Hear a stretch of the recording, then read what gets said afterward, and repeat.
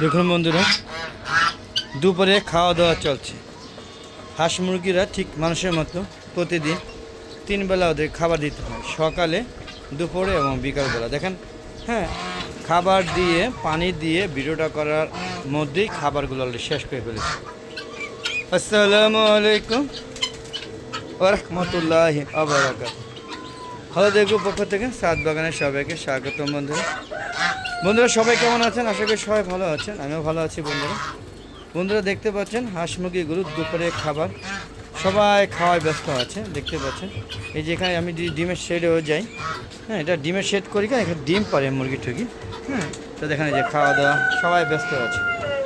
পাশাপাশি ওই যে দেখুন এখানে একটা টার্কি মুরগি বসে আছে, হ্যাঁ, যদিও উনি ডিম পাতে বসে নাই, ও ভয়ে বসে আছে এখানে।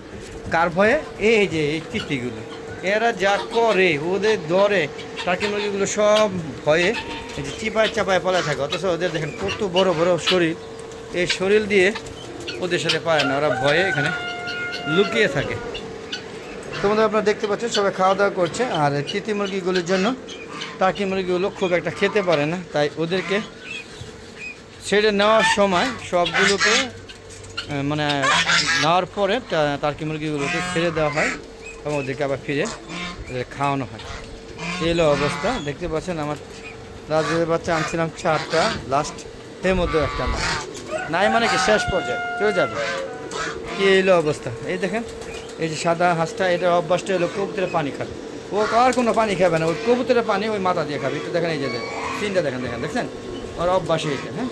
তো চলুন বন্ধু দেখি আমরা কবুতরগুলো কী অবস্থা। দেখেন ওরাও খাওয়া দাওয়া নিয়ে ব্যস্ত আছে, সবাই দুপুরে খানা নিয়ে ব্যস্ত। দেখতে পাচ্ছেন সব সিরিয়াল দিয়ে খাচ্ছে, দেখুন সবাই খাবার খাচ্ছে, দেখুন সবাই খাওয়া নিয়ে ব্যস্ত।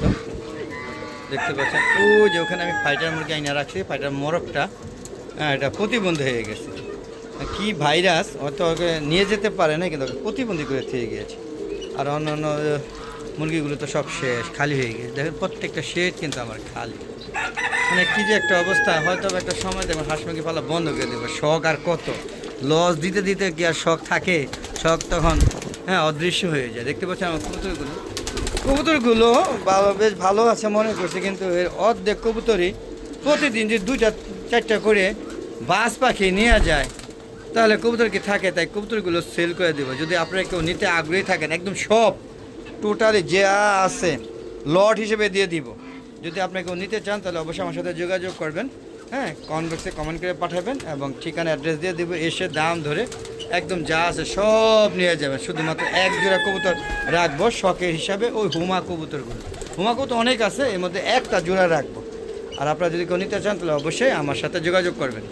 তো বন্ধুরা এই ছিল আমার সাদেক কবুতর, দুপুরবেলা খাওয়ার পর্ব চলছে। এগুলো বিক্রি করে দেবো, কারণ হচ্ছে একটাই বাজ পাখি প্রতিদিন 4-5 টাকায় নিয়ে যায়, হ্যাঁ, কখনো এর বেশি নিয়ে যায়, একদম দল বেঁধে আইয়া বামের মধ্যে অথবা আমার লাউ গাছের ঝাঁকার মধ্যে, হ্যাঁ, ওরা বসে থাকে, ওখান থেকে থাবা দিয়ে নিয়ে যায়। তো বন্ধুরা চলুন আমরা এখান থেকে বেরিয়ে যাই, ওরা খাওয়া দাওয়া করুক। দেখতে পাচ্ছেন কত সুন্দর উড়াল দিচ্ছে, দেখেন এই দেখেন উড়াল দিয়ে যাচ্ছে। তো বন্ধুরা যদি আমার ইউটিউব চ্যানেলের ভিডিওগুলো আপনাদের ভালো লাগে তাহলে অবশ্যই শেয়ার করে সবাইকে দেখার সুযোগ করে দিবেন। আর বন্ধুরা পাশাপাশি যারা এখনও আমার হালদা এগো চ্যানেলটা সাবস্ক্রাইব করেনি তারা অবশ্যই আমার চ্যানেলটাকে সাবস্ক্রাইব করে পাশে বেল আইকনটা ক্লিক করে দিবেন। আর বন্ধুরা আমার একটা ফেসবুক পেজ আছে মিজান এগ্রো বিডি, ফেসবুক পেজটাকে প্রথমে ফলো দিবেন, তারপরে লাইক করে শেয়ার করে সবাই দেখার সুযোগ করে দেবেন। তুমি অবশ্যই সম্পূর্ণ ভিডিও দেখার পরে যদি ভালো না লাগে তাহলে অবশ্যই মন্তব্য করবেন কী কারণে ভালো লাগছে না।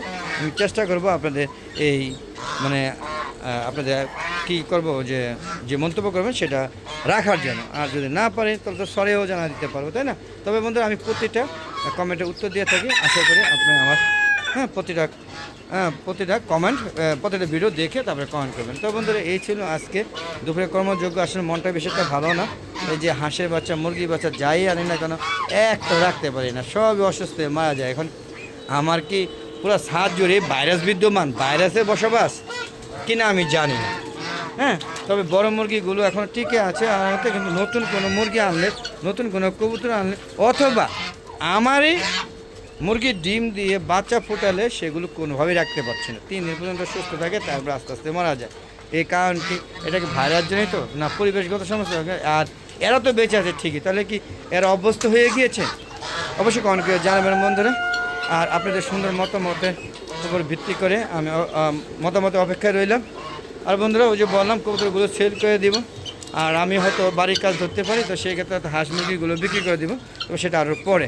আর বন্ধুরা আমার ইউটিউব চ্যানেলের ভিডিওগুলো এখনও মনিটাইজেশন হচ্ছে না এবং ভিউও হচ্ছে না। আমি জানি না, হয়তো আমার ভিডিওগুলো ভালো লাগছে না।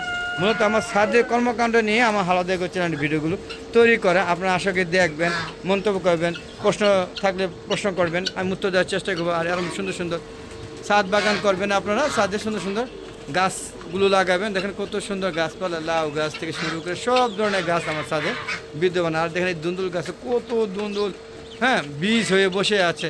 কেউ নিতে চাইলে বললেন বিনামূল্যে বিতরণ করে দেবো, বিনামূল্যে। হ্যাঁ, তো এই ছিল আজকে পর্ব। তো বিদায় নিচ্ছি বন্ধু, সবাই ভালো থাকবেন, সুস্থ থাকবেন, নিরাপদে থাকবেন।